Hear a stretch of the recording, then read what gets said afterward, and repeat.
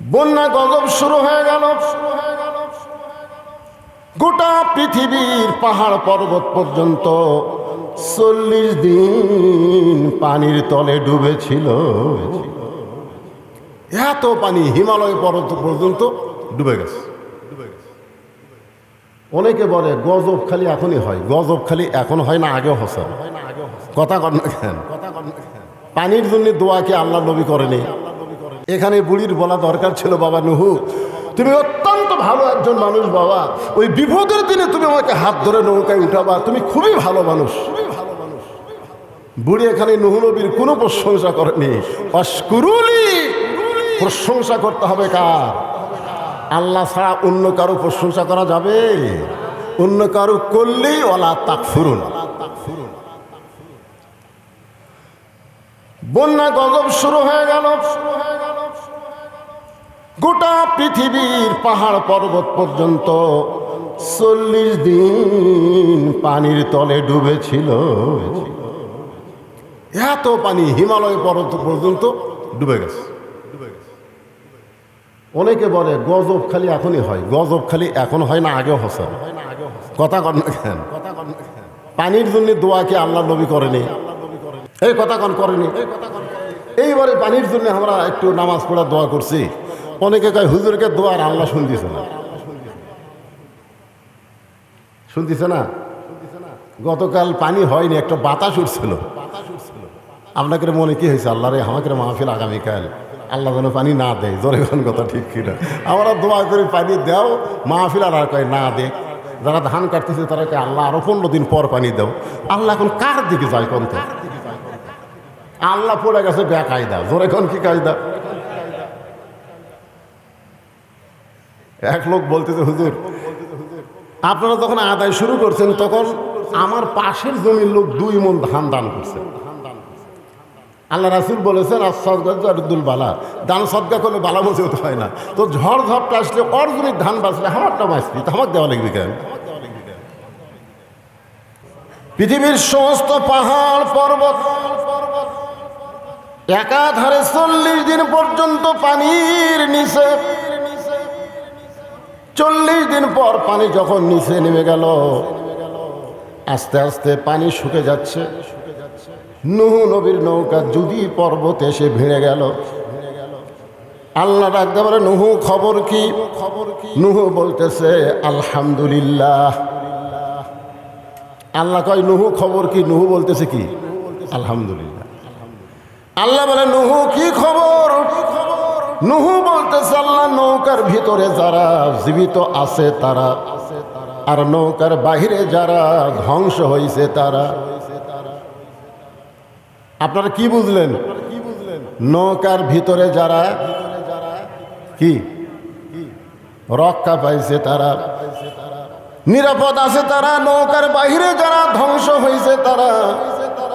আল্লাহ ডাক বলেন হুরে তাহলে এই বুড়িটার খবর কি? নূহ বলতেছে আল্লাহ আমার মনই নাই। এখন কি নাই? দেখছেন কঠিন বিপদ যখন আসে তখন একটা নবী পর্যন্ত ভুলে যায়। আপনারা বলেন তো হাসরের ময়দানের বিপদ সহজ না কঠিন? তাহলে ওই বিপদে পীর সাহেব মুরিদ খেয়াল থবি? আপনার এখন থবে? কতগুলা বলে না আমার কোনো টেনশন নাই, পীর ধরছি। নূহ নবী বলতেছে আল্লাহ আমার মনই নাই। আল্লাহ বলে নূহ তাহলে বুড়ির খবর কি? নূহ বলতেছে সবাই যখন ধ্বংস হয়ে গেছে নৌকার বাহিরে, বুড়িটাও ধ্বংস হয়ে গেছে। আল্লাহ বলে নূহ আজগুবি কোনো কথা বলা যাবে না, কথা বলতে গেলে তদন্ত করে কথা বলতে হবে। সুবহানাল্লাহ। আজগুবি, আমাদের বাংলাদেশে আমরা আজগুবি কথা বলি। আজগুবি যে কোনো কথা আপনি বলবেন, কথা তদন্ত করে বলার দরকার আছে না নাই? জোরে কেন আছে? কথা কেন আছে না নাই? আজকে আমাদের বাংলাদেশে অনেক বিষয় আমরা কোনো তদন্ত করি না, বিনা তদন্তে আমরা রিপোর্ট দেই। আজকে যারা কোরআনের মাহফিল এসেছেন তদন্ত বিষয়টা একটু মনোযোগ দিয়ে খেয়াল করবেন। আল্লাহ বলে নূহ আজগুবি কোনো কথা বলা যাবে না, তদন্ত করো। নূহ নবী তদন্ত করতে সে দেখে বুড়ি তো দূরের কথা, বুড়ির বাড়িটাও পর্যন্ত কিছুই হয় নাই। পাহাড়ের উপরে বাড়ি চলে গেল, আর একটা ঝুবড়ি বাড়ি, সেই বাড়িটাই কিছু হলো না। নূহ ডাক দিলেন বুড়িমা, সঙ্গে সঙ্গে বুড়ি টোপলা নিয়ে হাজির। নূহ বলতেছে বুড়িমা টোপলা কেন? বুড়ি বলতেছে আগে থেকেই সাইজ হয়ে আছি, তুমি কখন ডাক দিবে আর গজব যখন আসবে তখন টোপলা সামাল করতে আমার দেরি হবে, সেদিন আগে থেকেই সাইজ। আল্লাহ বলতেছেন ইয়া আইয়ুহাল্লাযীনা আমানুত্তাকুল্লাহা হাক্কা তুকাতিহি ওয়া লা তামুতুন্না ইল্লা ওয়া আনতুম মুসলিমুন। আল্লাহ বলতেছেন মুসলমান না হয়ে মরো না। আমরা কখন মরবো কেউ জানি? এই জোরে এখন কেউ জানি? তাহলে আমরা যদি না জানি কখন মৃত্যু হবে, তাহলে মুসলমান আমাদের হওয়ার জন্যে আমরা টোপলা বান্দার মতন কি ঈমান আমল ঠিক রাখছি? আপনারা কি মনে করতেছেন? বর্তমান যে পরিবেশ বাংলাদেশে চলতেছে, এই পরিবেশে এখন যদি আজরাইল আমাকে জান কবজ করবার আসে, আমরা কি করব? ও বাবারে মারে, ও বাবা আজরাইল রে। একটা গজলেতে আছে, এবারের মতন ফিরে যাও রে আজরাইল, মিনতি করিয়া কই তোমারে। নূহ বললেন বুড়িমা, বন্যা গজব শেষ হয়ে গেছে, বন্যা গজব শেষ হয়ে গেছে। সুবহানাল্লাহ কবেন না? ও বুড়িমা, তোমার কথা আমার মনেই নাই, তোমার কথা আমার মনেই নাই। বন্যা গজব শেষ, আমি শুধু তোমার কাছে জানতে চাই, গোটা দুনিয়ার সব কিছু ধ্বংস হয়ে গেল, তোমার ঝুবড়ি বাড়ি আর তোমার কিছুই হলো না। বুড়ি মুস্কি মুস্কি হাসে আর বলে নূহ রে, আমি যখন আল্লাহর প্রতি ঈমান গ্রহণ করেছি তখন ঈমান আমাকে বলে দিয়েছে দুনিয়ার সবাই তোমাকে ভুলে যাইতে পারে, কিন্তু আল্লাহ তোমাকে কোনোদিন ভুলবে না। আমাদের সবাই সবাইকে ভুলে যেতে পারবে, কিন্তু একজনই আমাদের ভুলবে না। তিনি কে? আরো জোরে বলেন, তিনি কে? তাহলে আমরা জিকির করবো কার? ঠিক আছে ইমান? ঠিক আছে তো? কি মনে হচ্ছে কার জিকির হবে? চড়কের উপরে বসে আছে আমাদের জাতির পিতা, বাবা আজর রশি ধরে টানতেছে, নিচে নমরুদের আগুনের চুলা দাউ দাউ করে জ্বলতেছে। ফেরেশতা জিবরাইল এসে সালাম দে বলে, ওগো আল্লাহর নবী ইব্রাহিম, আপনি যে হারে কাঁদতেছেন, আপনার কান্না দেখে আমার দরদ হয়ে গেল। আপনি যদি চান, আল্লাহ আমাকে 600 পাখা দান করছে। জোরে কোন কয়শো? একটা পাখার বাতাস দিব, আগুনের চুলা সাগরে গিয়ে নিভে যাবে। যদি আপনি চান আপনার কান্না দেখে আমার দরদ হয়। ইব্রাহিম বলে, জিবরাইল, আমি একটা বারও নমরুদের আগুনের চুলার দিকে তাকাই নাই। তাহলে কাঁদতেছেন কেন? বলে কান্দার কারণ হলো আমার জন্ম দেওয়া বাপ, আমার জন্ম দেওয়া বাপ রশি ধরে টানতেছে আমাকে আগুনে ফেলে দেওয়ার জন্য। সন্তান যখন বিপদে পড়ে, বাবা তখন সন্তানকে সাহায্য করে। যেরকম কথা ঠিক কিনা? আর ভাগ্যগুণ আমি এমন একটা বাবার সন্তান, যে বাবা আমাকে নমরুদের চুলের মধ্যে আগুনের মধ্যে ফেলে দেওয়ার জন্য রশি টানতেছে। আপনারা বলেন তো, ইব্রাহিম নবীর বাবা মানুষটাকে ভালো না খারাপ? এ জোরে কোন, ভালো না খারাপ? আর হামাকের বাপ,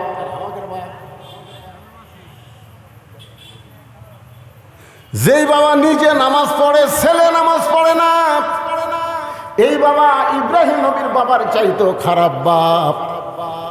যে বাবা তার সন্তানকে একদম বাগদম প্রাইমারি ভর্তি করে দেয়, হাফেজি মাদ্রাসায় ভর্তি করে দেয় না, এই বাপ ইব্রাহিম নবীর বাপের চাইতো খারাপ বাপ। কথা কর না কেন? এইবার কথা বন্ধ হলো কেন? আপনি সত্যি করে বলেন তো, প্রাইমারির যদি আপনার সন্তানকে ভর্তি করে দেন, ওই সন্তান পাক হবে না নাপাক হবে? একেবারে পাক নাপাক আপনারা বোঝেন না, কারণ পাক হবে না নাপাক হবে? আর এই হাফিজি মাদ্রাসায় যদি আপনার সন্তান ভর্তি করে দেন, ওই নাপাক হবে না পাক হবে? কারণ কি?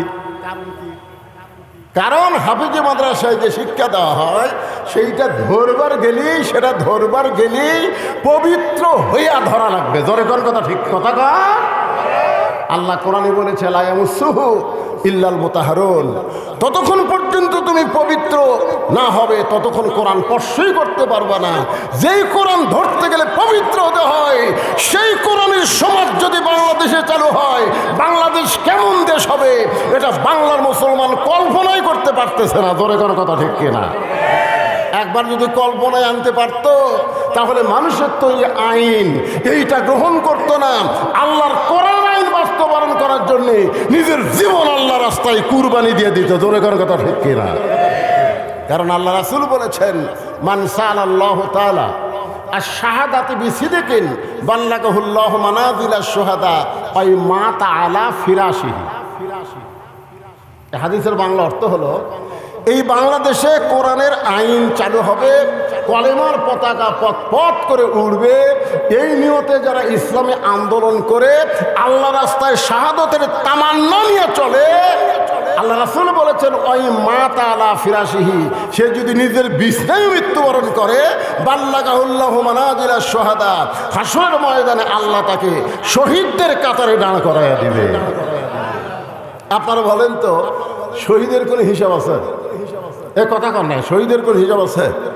আর যারা আল্লাহ রাস্তায় শহীদ হয় তাদের মৃত্যুর কোনো যন্ত্রণা হয়? এ বাংলাদেশের কতকগুলা কোরআনের পাখিদেরকে ফাঁসি দেওয়া হলো, ফাঁসি দেওয়ার পরে আপনারা তাদেরকে দেখছেন? দেখেনি? মানুষ মরার সময় মুখ বেকা টেকা বহু কিছু করে মরে যায়। জোরে কোন কথা, ঠিক কিনা? হ্যাঁ ভাইজান, একটু মনোযোগ দিয়ে কথাগুলো শুনবেন। ফাযকুরুনি আযকুরুকুম ওয়াশকুরুলি ওয়ালা তাকফুরুন। এই আয়াতটাকে নিয়ে আপনাদের সামনে আলোচনা করতেছি। বাবা আমাকে রশি ধরে টানতেছে আগুনে ফেলে দেওয়ার জন্যে। রে জিবরাইল, নমরুদের চুলার দিকে আমি একবারও তাকাই নাই, কারণ আমার ঈমান বলতেছে আগুনের মালিক নমরুদ না, আগুনের মালিককে। সবাই বলেন আগুনের মালিককে। নমরুদ আগুন জ্বালাবার পারবে, কিন্তু পুরানোর ক্ষমতা নমরুদের হাতে নাই। হাসবি আল্লাহ পড়েন, হাসবি আল্লাহ নিমাল ওয়াকিল অনিমাল মৌলা অনিমান নাসির। আল্লাহু আকবার কর না আপনারা, কি কথা রে বা? আমি শুনলাম এলাকাত নাকি কোরআনের দলের লোক বেশি, আর কোরআনের আয়াত তেলাওয়াত হয়, আল্লাহু আকবার কয় না। বাংলাদেশে বড় বড় দল যেগুলো আছে, যাকে আমরা বড় বড় দল বলি, এই বড় বড় দলের মধ্যে আল্লাহু আকবার নাই। জোরে কোন কথা, ঠিক কথা কর না কেন? হ্যাঁ, ওরকে বহু মিছিল আমরা শুনছি, জীবনে কোনোদিন আল্লাহু আকবার শুনছেন? যদি কেউ ভুল করে আল্লাহু আকবার দেয়, ইচ্ছা করে তো দিবি না, ভুল করে যদি দেয় ওর ঘাট ধরে বার করে দিবি। কিন্তু আমাদের দলের তো এই স্লোগান নাই। তা আপনারা কি সেই দলের মানুষ? তো কোরআনের আয়াত শুনলে ঈমান বাড়ে না কমে? একই কথা কয়দিন শুনবে? আল্লাহর কোরআনের আয়াতটাকে শুনেন, দেখি আপনাদের ঈমান কি বোঝে। ইন্নামাল মুমিনুনা আল্লাযীনা ইযা যুকিরাল্লাহু ওয়াজিলাত কুলুবুহুম ওয়া ইযা তুলিয়াত আলাইহিম আয়াতুহু জাদাতুহুম ঈমানা ওয়া আলা রাব্বিহিম ইয়াতাওয়াক্কালুন।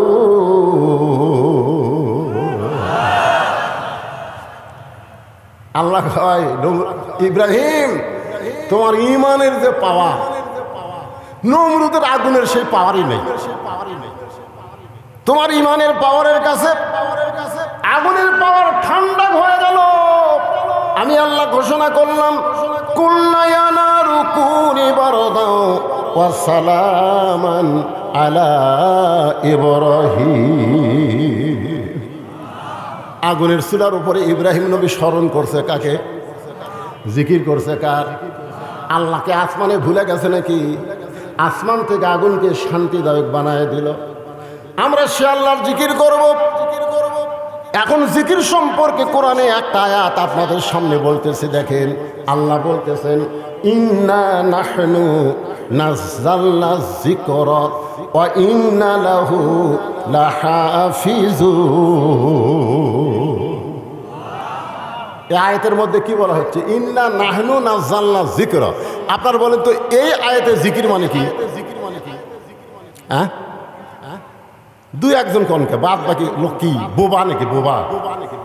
তাহলে প্রথম আয়াতে জিকির মানে স্মরণ, জিকির মানে কোরআন। তাহলে কোরআনকে আল্লাহ জিকির হিসাবে নাজিল করেছে। এই কোরআন হেফাজতের দায়িত্ব দুনিয়ার কোনো মানুষের হাতে রাখে নাই। কোরআন হেফাজতের দায়িত্ব কার? আল্লাহ যদি ঠান্ডা বাতাস দেয়, আপনাদের কোনো অসুবিধা থাকে ভাইরা? আমি তো বৈশাখ মাসের মাহফিলে আমি বলে দিই, এই যে উপরে যে কাপড় টাঙ্গাইনি, এই যে কাপড়, আমি এই সপ্তাহে যে কয়টা মাহফিল করছি, খালি আজগাড্ডার উপর কাপড় দেখতেছি। বক্তা বসে থাকবে, এরই থাকবে কাপড়, আর এই জায়গা খালি লাঠি পুতকি আর আলোর বাতি দিবি। সামান্য বাতাস ওটা কাপড় দিতেছে। এখন এরা করে হাঁ করে এই টাকা দাও, মাঝে সাথে আদা এই টাকা ওর দিতে চায়। কারণ বৈশাখ মাসের বাতাস তো আক্কেল নাই, দরকার কথা ঠিক কিনা, ভিতরে ঘুরবি দেয়, পাঙা দিয়ে তুলে যায়। বাতাস হোক, যে আবহাওয়া গরম আবহাওয়া হয়েছে, একটু বাতাস হোক। আপনার ওদিক না তাকায়া এই কালো মানুষের দিকে একটু তাকায় থাকেন। অসুস্থতা নিয়ে আলোচনা করতে যে ভাইজান, একটু মনোযোগ দিয়ে শুনবেন। তাহলে এখানে জিকির